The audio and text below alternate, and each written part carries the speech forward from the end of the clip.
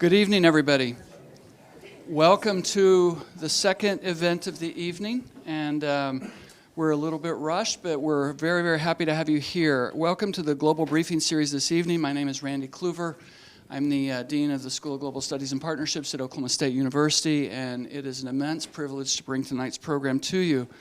The purpose of the Global Briefing Series is to bring awareness of global issues to the OSU community and to the Stillwater community to really help our communities understand the complex global realities around us, as well as to bring prominent speakers who can help us to better understand these. I do have two housekeeping things to say, which I always forget to say, so I've been reminded. Number one, if you are a student in the room, if you will scan one of the QR codes on your phone, that we will then send notification to your faculty members that they're here. We know that's not why you're here. You're here to learn, but hey, it helps to get course credit as well. I also want to thank the guests from FATAGS, I don't know how to say it, Friday Afternoon Tea and Glee Society, which is just one of the most wonderful parts about Oklahoma State University. Doy la bienvenida a los participantes de nuestras instituciones asociadas en México, UPAEP y WIC, quienes están viendo el evento de esta noche en línea. So thank you to our friends, 260 or so from our partner institutions in Mexico. We're very, very glad you're able to join us this evening. Tonight we have a special presentation. It's not our normal lecture, but instead we have a presentation by our good friend Chick Dombach. Chick is a graduate of 1968, I think. 67. From OSU. His wide-ranging career includes President and CEO of the National Peace Corps Association, President and CEO of the Alliance for Peace Building, CEO of Operation Respect, and Chief of Staff for Congressman John Garamendi. He's held executive positions in education, the arts, sports, and health, and he was an expert advisor to the Director of the Peace Corps. He was nominated by members of Congress for the Nobel Peace Prize, and he was awarded the Medal of Knight of the National Order of Mali, as well as the Lifetime Achievement Award for Advancing World Peace from the Rotary Club of World Peace. Chick has been involved in a dizzying array of activities, my word, all with a single goal: to increase global peace. The most important thing, of course, is you are the newest recipient of the Henry G. Bennett Distinguished Fellows Program. So thank you very, very much, Chick, for being here. Thank you. Chick is going to be interviewed tonight by Hank Hankla, a 1968 graduate of OSU. So I guess he beat you by a year, Hank. So Hank's first jobs were with U.S. senators from Oklahoma during a period of intense social unrest, including the Vietnam War and civil rights. After completing law school at Georgetown, he worked in the area of environmental law and became one of the 5 original Clean Air Act enforcement attorneys in the National EPA headquarters. He spent many years practicing law in Washington, and then after retiring from law, he decided to actually have impact with his career, so he went into public teaching. So thank you for that, Hank. He is also one of the Dombach Peace Builders Donors Council. Please join me in welcoming Chick and Hank. The interview portion of our time will last about 30 minutes. After that, we'll have time for question and answer. So, Hank and Chick, thank you for being here. Thank you. Thank you. Thank you very much. We're pleased to be here, and we're pleased to be speaking also to the 300 or so who are listening in Mexico. Muchas gracias a los de México, mis amigos de México. Anytime we're trying to understand how someone has an impact on the world, you have to really start with some context. Chick is from small town Oklahoma, and the time he was at Oklahoma State, he wouldn't have dreamed that he would have the kind of impact that he has. But your life experiences here at OSU really shaped what would come after. Tell us about what the real experiences were that directed you later. Well, I certainly didn't come here expecting any of this to happen. I came on a football scholarship. Tim Havern's here. I think he's the only one from our football team who is here today. And Tim, I really appreciate you being here. But I wasn't a very good football player. Tim would vouch for that. But I got hurt and couldn't play anymore, so I had a whole lot of time on my hands. So I joined the debate team. How many people go from the football team to the debate team? But I did. And there started reading and had the debate coach, a man named Dale Stockton, just forced me to start thinking about things. And it has changed my whole global perspective, and a couple of other faculty members as well. In fact, one that is recognized here at the School of Global Studies is Judd Milburn, who was an English professor. He had a profound effect on me and just got me thinking about values and what happens. And something happened with that football program that just rocked my soul. One of this was this early 60s, mid 60s, and racism was pretty rampant. And one of the players on the team, an African-American member of the team, Earl Jones, was really brutalized by the coaching staff. They wanted to force him to quit, and he was brutalized. It was awful, absolutely awful. And he was my friend, and I did nothing to help him. Nothing to help him. And that bothered my conscience. I went back to the dorm room and just thought, how could I let that happen to my friend Earl? But I did. And I vowed never again to let things like that go unresponded. And so that started a lifelong process of caring about what happens to people in the world and trying to find whatever way I could. Had the opportunity to join the Peace Corps, an opportunity to do things in parts of the world that are in many ways struggling. And I learned a great deal from them. They taught me, and I was able to help them deal with some of the issues they were dealing with. But that's what happened here at Oklahoma State. A few faculty members, a few incidences that just forced me to start thinking about human values and what can be done to improve the human condition. I think yours is a good example for any of the students who are here tonight, that you can't know what's going to be ahead of you, but learn from the experiences and take advantage of them while you're here. Follow Chick's example of learning from it, painful as it may be. You also, as you got out into the career, the Peace Corps, and what you learned in Columbia, and the organizing of the states, you reorganized the National Peace Corps Volunteers Association into something that's really productive.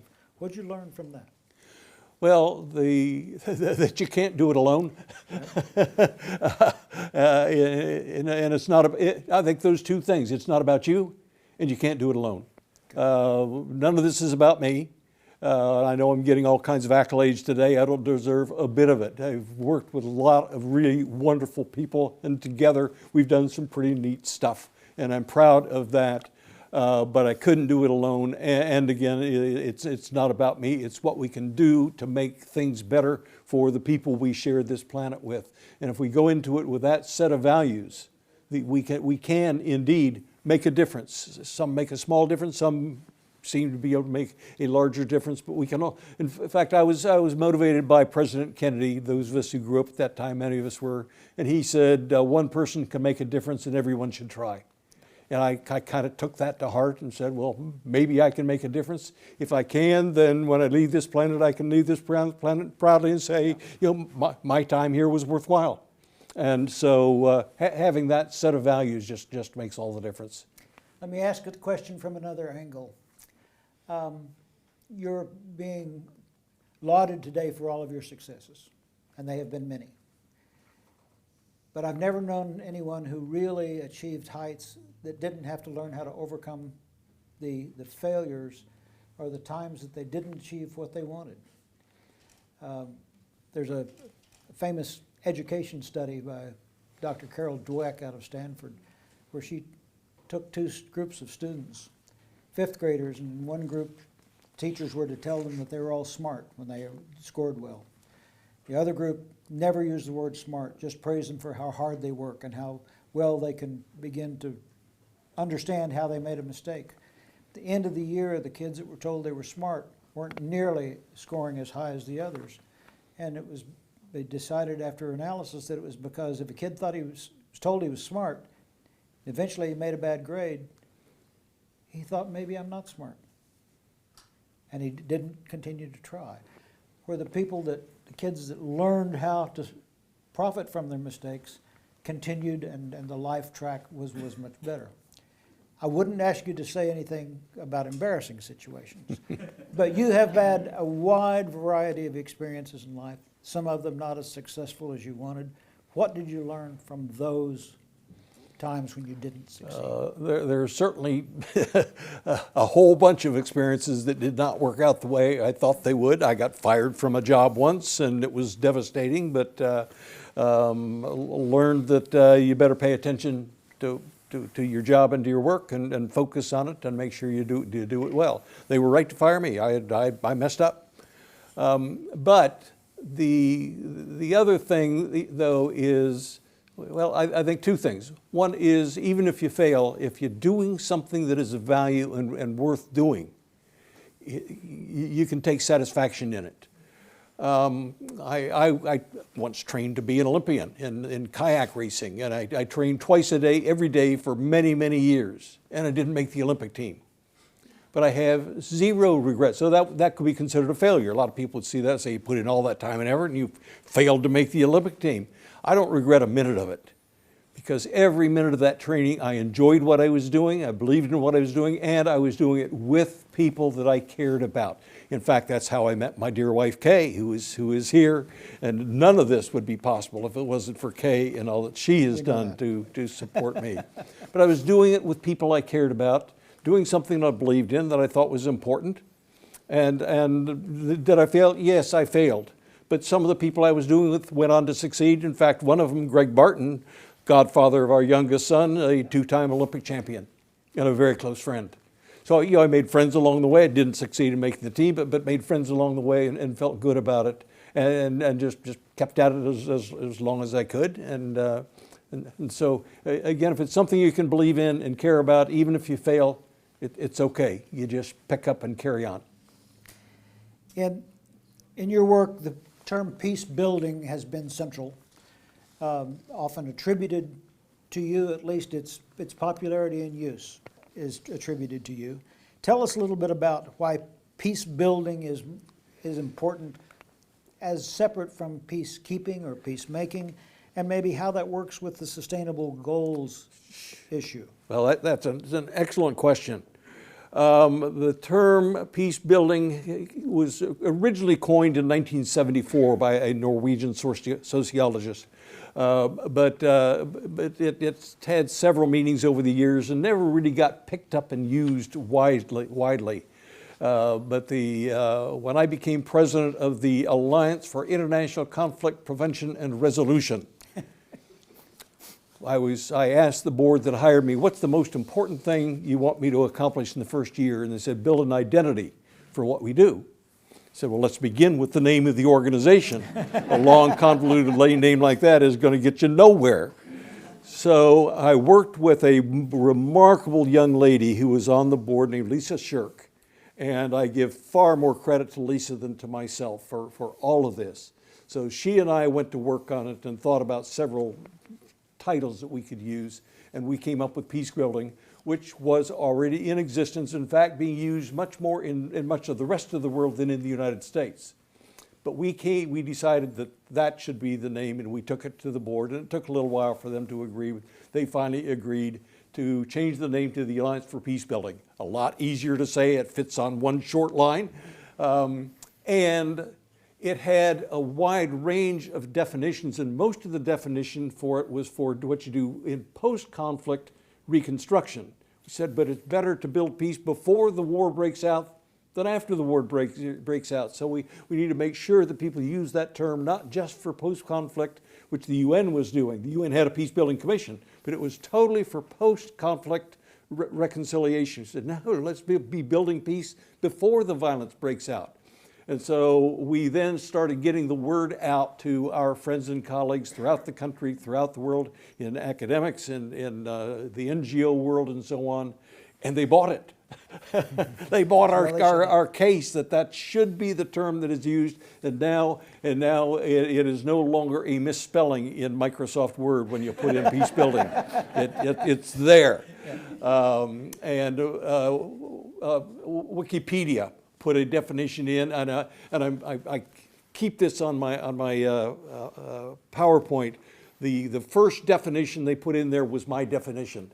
And I was so proud that Wikipedia had peace building, had a definition, and it had my name as the source of it. And I keep it so that my kids can look at that and say, if Dad's name was in Wikipedia, he's okay. He's done all right. But after I left the organization, they moved on and modified the definition a little bit. My name's no longer there, so don't go to Wikipedia looking for my name. But I was pretty proud that it was there for a little while. And we did. I deserve no credit for it at all. But Lisa deserves far more than I do, and the people that adopted it and started applying it. But the concept is that you build the systems, the structures, and the attitudes that enable societies to live in peace. And the fact of the matter is that most of the world lives peacefully. We get the impression from the news that the world is blowing up and everybody's killing everybody else. Well, that's just not true. Most of the world lives in peace. And the question is, how then do they do that? And a beautiful, brilliant analysis that has taken place by a good friend of mine named Steve Killalay from Sydney, Australia. Not every good thing comes from the United States, I hate to tell you, but some other people in other parts of the world do some pretty smart things as well. Steve Killalay, a technology genius entrepreneur, started getting involved in this stuff, created something called the Global Peace Index to rank the countries of the world based on their peacefulness and to identify the most peaceful countries and then to study them, say, what are they doing right? What are the peaceful countries doing right that others could then emulate to become more peaceful? The metaphor that Steve and I like to use for this is if you wanted to become an Olympic champion marathon runner, would you study the people that never made the team or would you study the guy that won the gold medal? Study the one that won the gold medal. So if you want to become a peaceful country, do you study the countries that are still always at war, or why not take a look at the countries that are at peace? And what are they doing right? What behaviors should we emulate?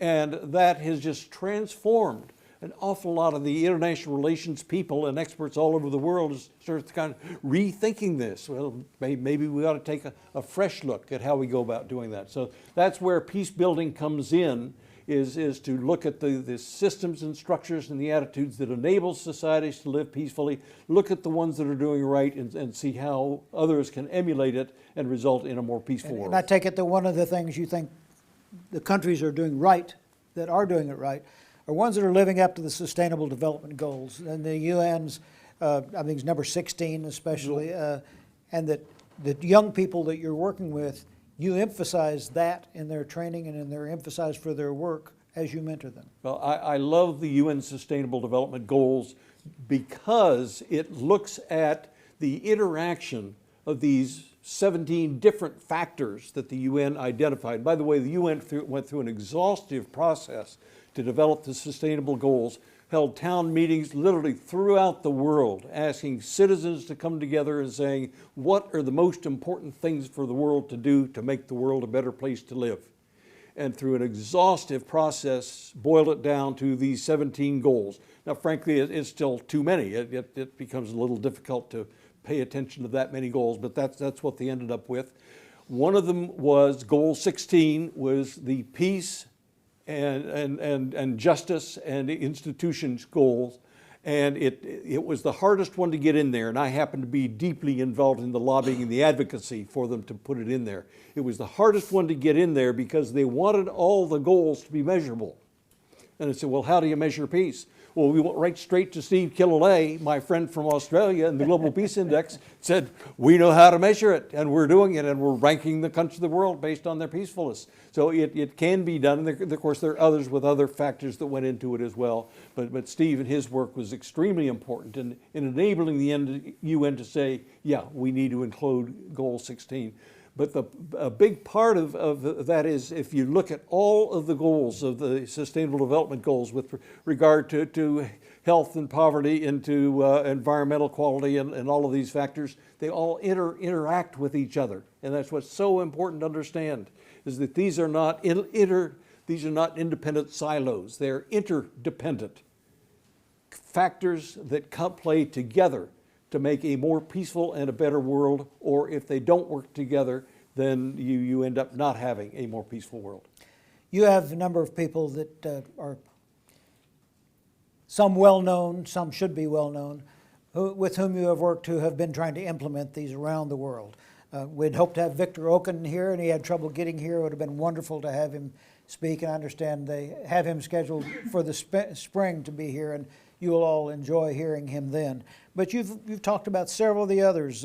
You talked about Lisa, but Mikhail Nabil, and several of the others. Why don't you give us examples, if you can, of what they have done in their countries to help move toward this goal? Well, and I want to focus on the young people. Yes. Which just, people ask me how I feel about the future of the world. I say I'm very confident about the future of the world, because the greatest privilege I have at my age is I get to meet and work with a whole lot of very, very young people who are doing extraordinary work throughout the world. And they call me a friend. I certainly call them a friend, and I just adore these people. And because of them, I'm confident that the world is going to continue to improve. And by the way, the world has been improving decade after decade after decade after decade from the beginning of time.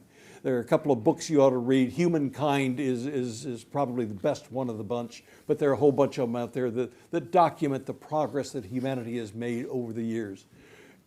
And it's the new generations that come along and say, my parents screwed up, but I'm going to make things better. And I like to say when I lecture on college campuses, I'm pretty proud of what my generation did, but we left a few problems for you students to solve. We could have solved all of them, but you would have been bored, so we left you a few problems that you get to solve as well. But some of these young people, and by the way, it is overwhelmingly women that are emerging as leaders and problem solvers, just making all the difference in the world. I left the Alliance for Peace Building 10 years ago, and they're on their third person succeeding me, and every one of them has been a woman, and every one of them has done a dramatically better job than I did of leading that organization. But Hank mentioned Victor Ochen, who we had hoped would be here today. Couldn't get his visa in time, but he will be here someday. Victor is the youngest African ever to be nominated for the Nobel Peace Prize. And sometimes we talk about only an American can a person rise up from poverty and be successful. Victor was born in a displaced persons camp, lived on one meal a day for the first 10 years of his life, was never able to get the kind of quality education that we just expect. Never, ever got it. And yet, at age 13, when his family and his village was attacked by the Lord's Resistance Army, lost his brother, he was tempted to take up arms and fight back. And he said, if I do that, that just perpetuates the violence. We kill them, they'll kill us. We kill them, they kill us. And that just carries on. He said, I'll never touch a weapon. I'll never touch a weapon as long as I live. And he built a peace camp in the displaced persons camp, a peace club, of people who said, we will do everything we can to improve our lives, but we will never, ever use weapons to fight back or to advance what we believe in. He became, in his early 30s, the UN Global Ambassador for Peace and Justice. Kid growing up like that. Become recognized whenever the UN Secretary General goes to Africa, they want to meet with Victor. He is a regular speaker at at Davos at the World Economic Forum. People all over the world listen to Victor Ochen, this young man from northern Uganda, born with nothing, but was attacked and took the right path and is literally leading the development of a new generation of young people in Africa, determined to make that continent, instead of being the least peaceful continent on the planet, they want it to become the most peaceful continent on the planet. Victor, and he has, of course, a whole network of people he works with to help make that happen. So, I see things like that.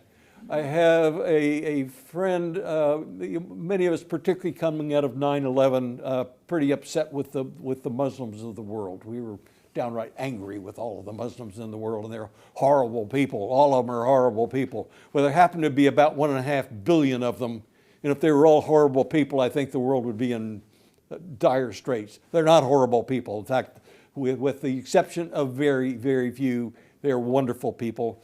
And among my favorites is a young lady that I met at LaGuardia Airport.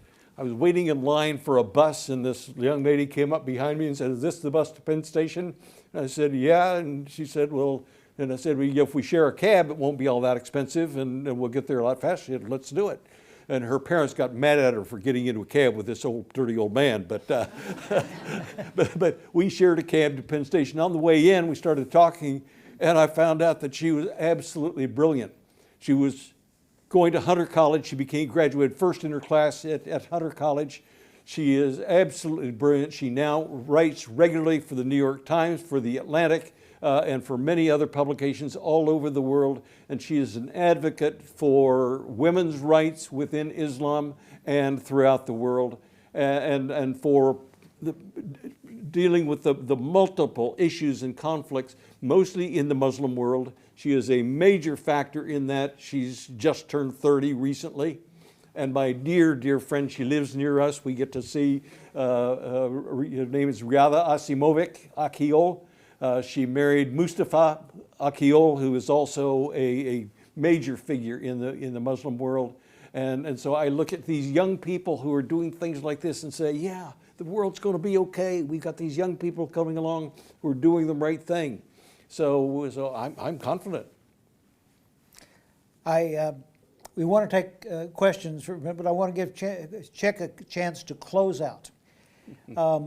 What challenge do you want to issue to these young people and the people listening tonight? Well, first of all, care about what is happening around you. Pay attention to what's happening around you. The world isn't built around any one of us. It's built of all of us.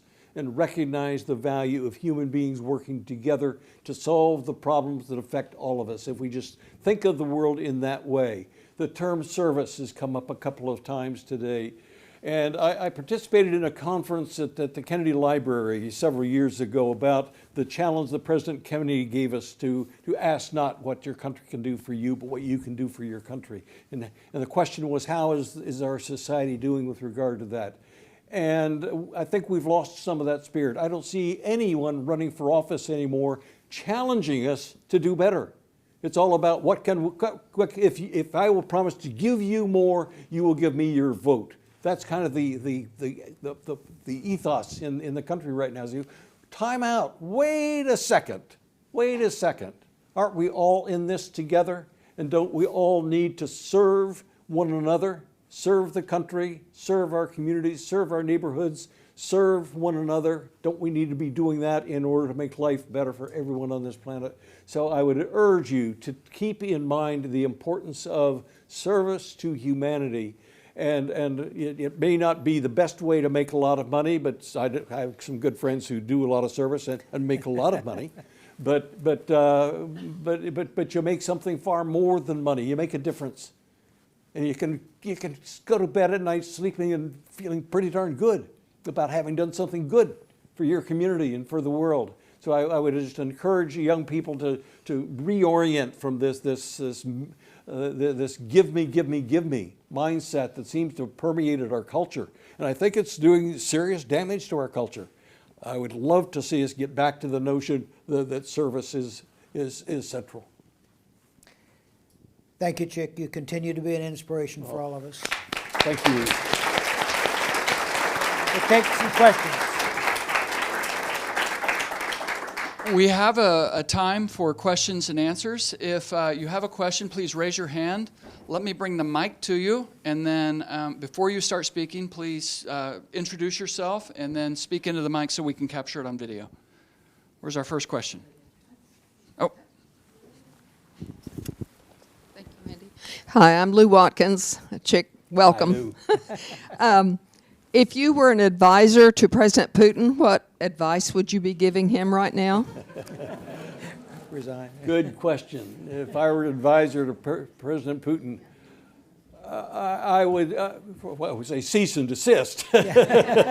Not that he would pay any attention to me saying that, but I would say, please think about what you're doing in the context of where history is.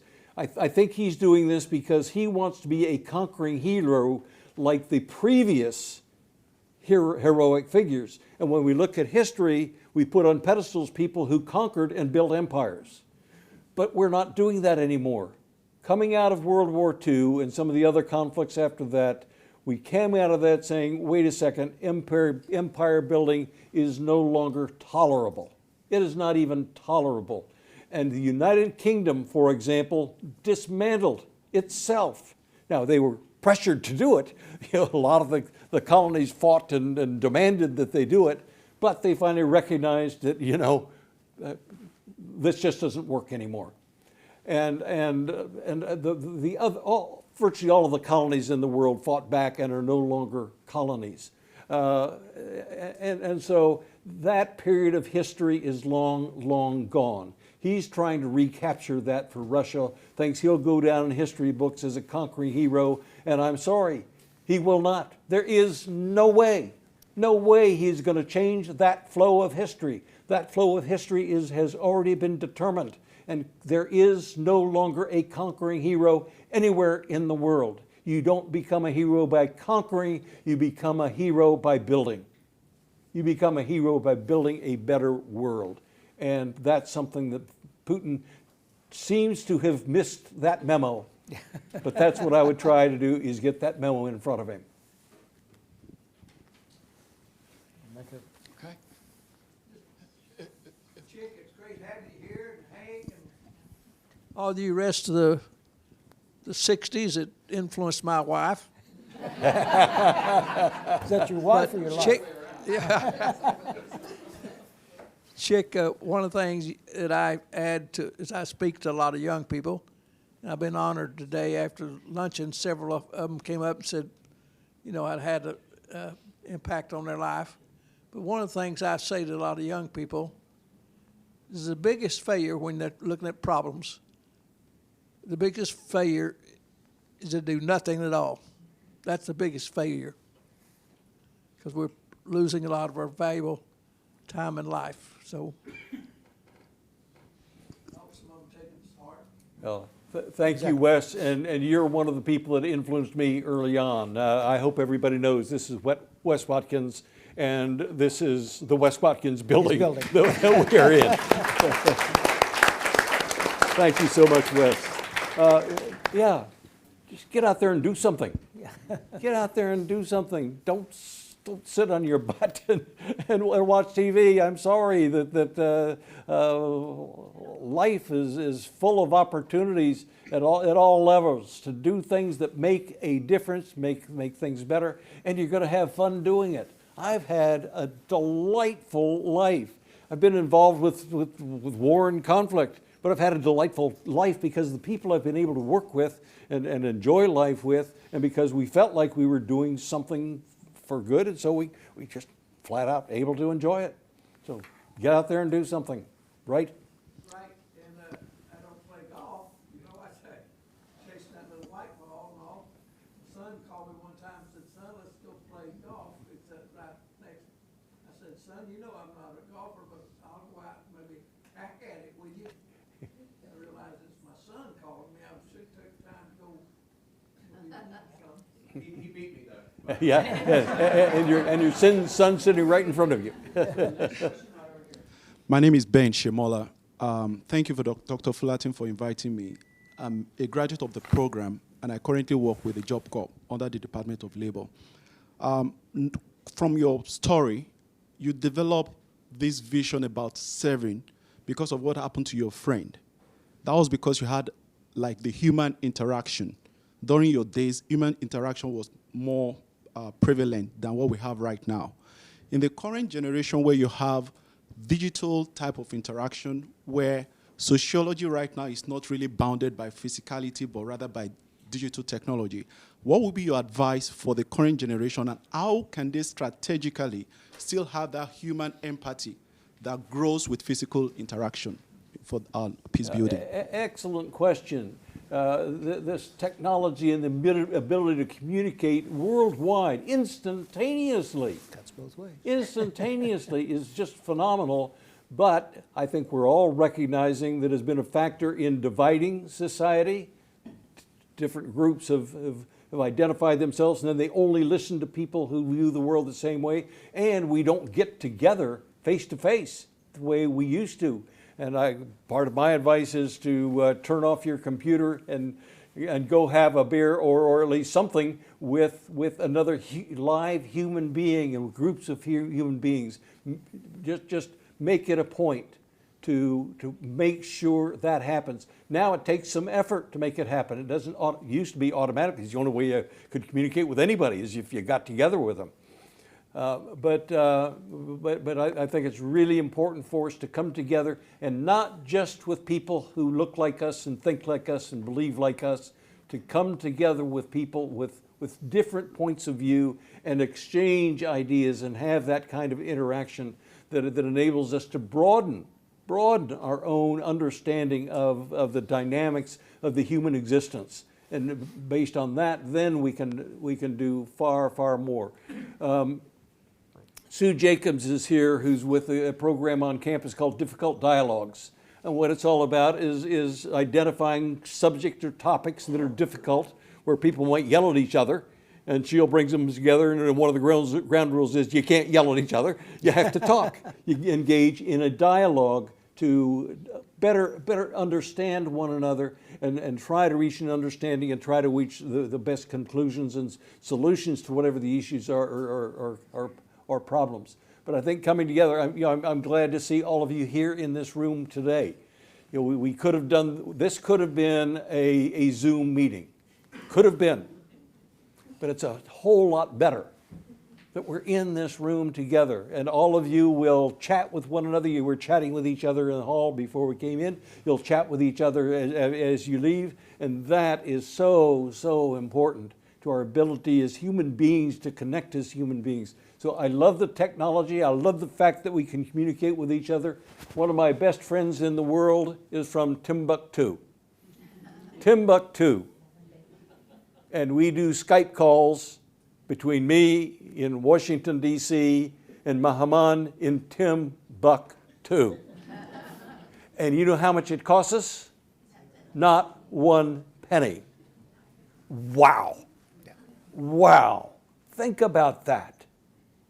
When I was going to school here, I didn't call my parents very often because it cost too much. Because I was in Ohio and I was here. Cost too much to make a phone call to Ohio. And now I can talk to my friend Mahaman in Timbuktu, and it doesn't cost a penny. That is phenomenal. And that enables us to bring the whole world community together. We can communicate with people all over the world at virtually no cost. Allows us to have 300 listeners in Mexico. In Mexico, tonight. absolutely. So I'm so grateful for the technology, but let's not let it rule our lives and keep us from communicating with each other as human beings face to face.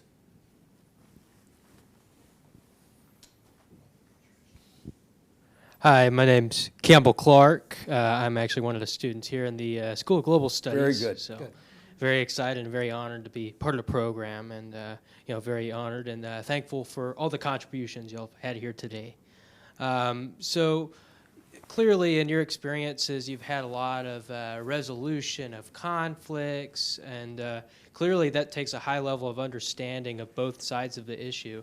So my question to you is how can we best understand people's perspective and their issues? How can we best understand people as a whole? You might reflect a little on what you did in Africa and how Yeah. you came to Yeah. understand that.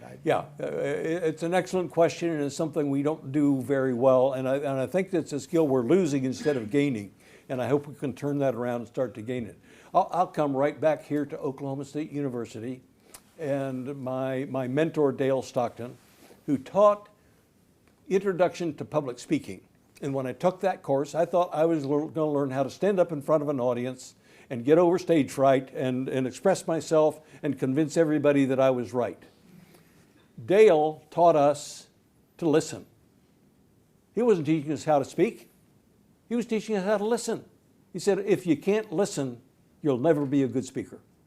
Whoa, wait a second. And so, and we became best of friends. And he taught me the importance of listening to understand, not to reply and win the argument, but to understand the other side of the argument. That lesson had a profound impact on me. Another thing that happened right here at Oklahoma State, I was chairman of the forum committee that brought speakers to campus. One of the speakers we brought, and by the way, we fought bitterly with the administration over the people we wanted to bring, and one type of speaker we were absolutely prohibited from bringing was a communist. Now, I'm not a communist. I have no appreciation for communism whatsoever. But I thought we need to better understand the people of the world that do embrace that. There's some reason that some people in the world want to embrace that. I want to understand why they do, and I want them to understand why I do. We brought Dr. Han Soo-yin, who was the author of a romance novel called A Many-Splendored Thing. And when Dr. Kam, the president of the university, knew that's who I was bringing, he was very pleased. A romance author. Finally, Chick gets it. I'm sorry, but I forgot to tell him she was a close friend of Mao Zedong. Somehow I neglected to mention that. And in our promotion of it, we neglected to mention it, but we said to everybody, don't miss this. Don't miss this.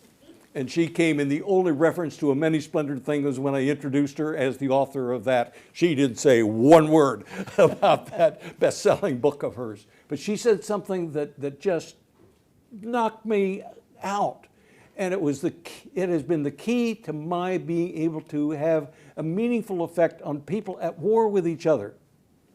And here's what she said. I know you're concerned about what Mao is doing in China. She says, but take a step back. Look at Vietnam. You have 400,000 soldiers fighting in Vietnam. Why are they there? Vietnam is a small, inconsequential country, but it's right on China's border. The consequential country in that part of the world is China. Why are you there? You've got another 50,000 soldiers in Thailand, another 50,000 in Cambodia. Why are they there?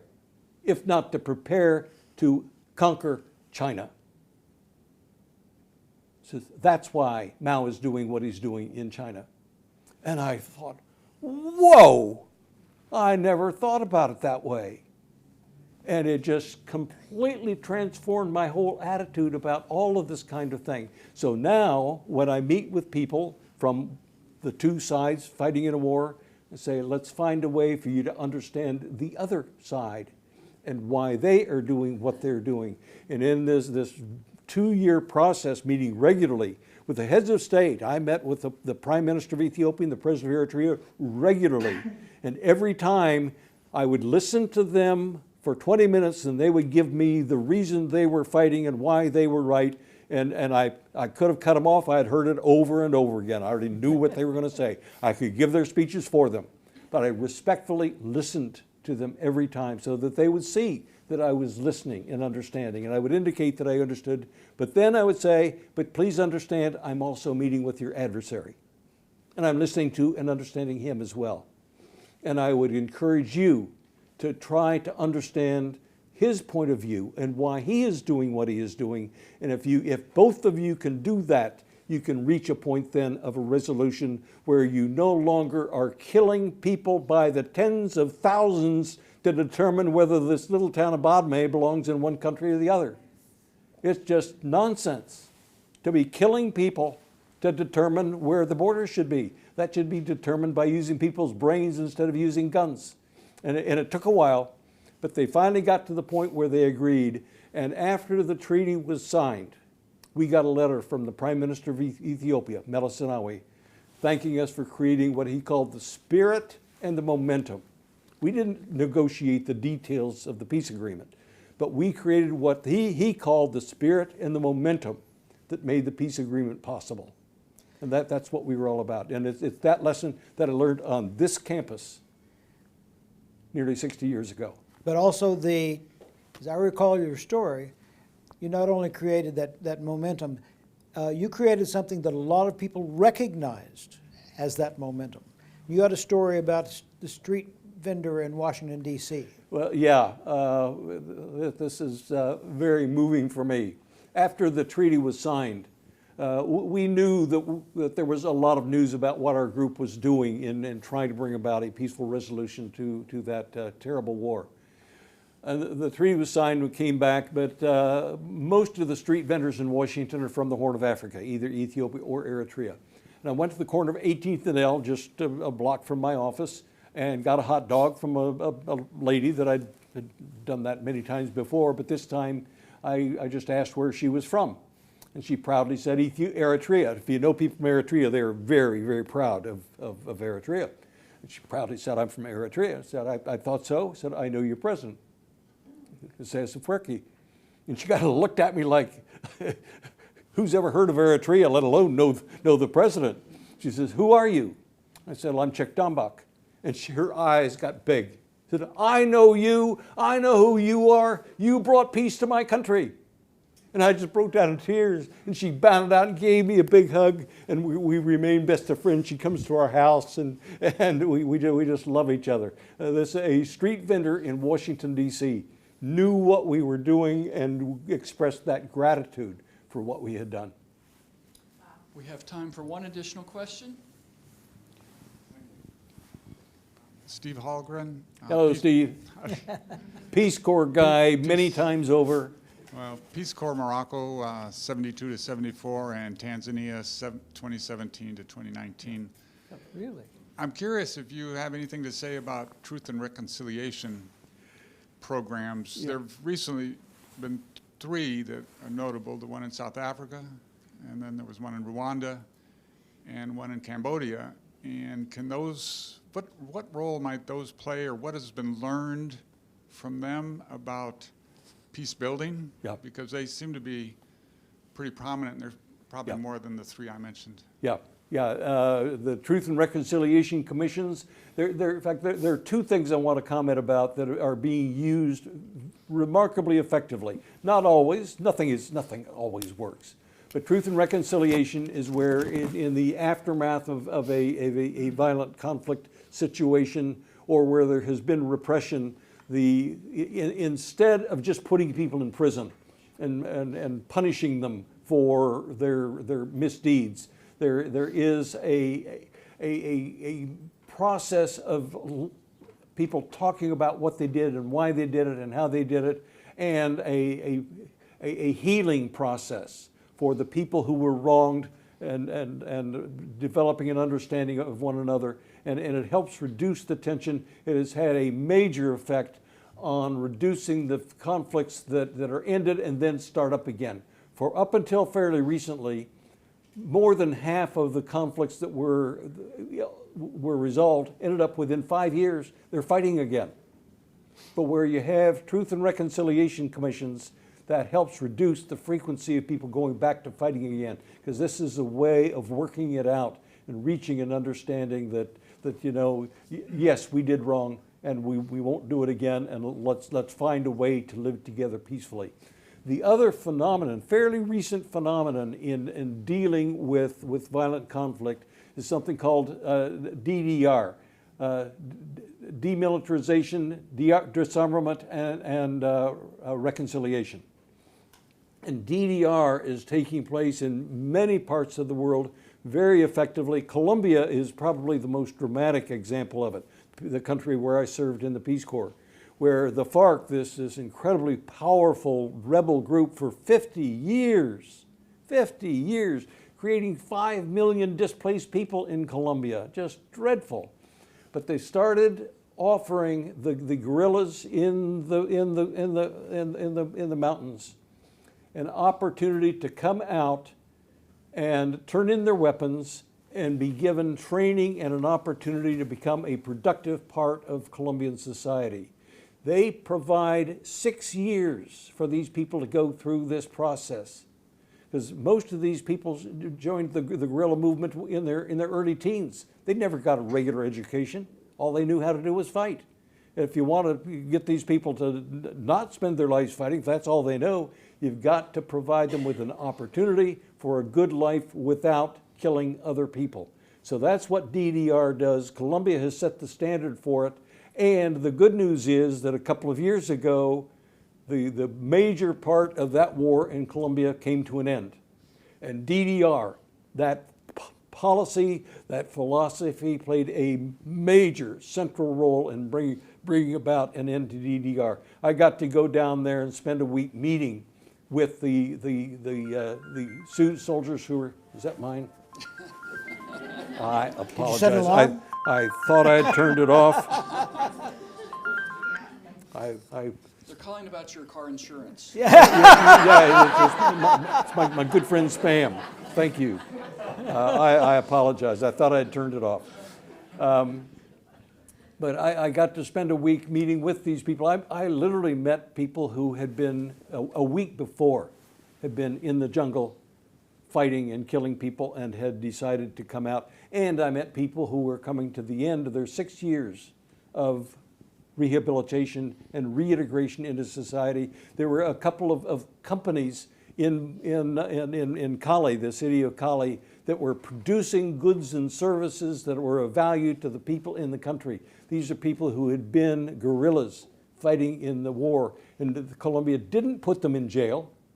They gave them a chance at a better life, and they took that chance at a better life, and it has resulted in dramatic improvement. There's still some fighting going on in Colombia. I can't say it's totally solved it, but it has proved to be remarkably effective. And concepts like that that are of relatively recent origin are part of the reason that I believe that we can continue to make progress. Thank you so much. Thanks, Hank and Chick, for being here tonight. Well done, Chick. Thank you, Hank.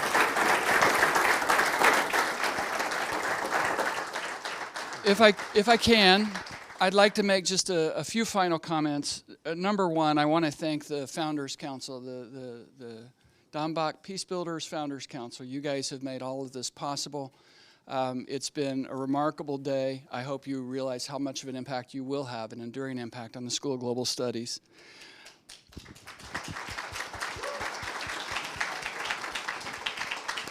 I also very much want to thank the OSU Foundation, particularly Courtney McNally, who has been instrumental in pulling all of this together. Thank you to the foundation.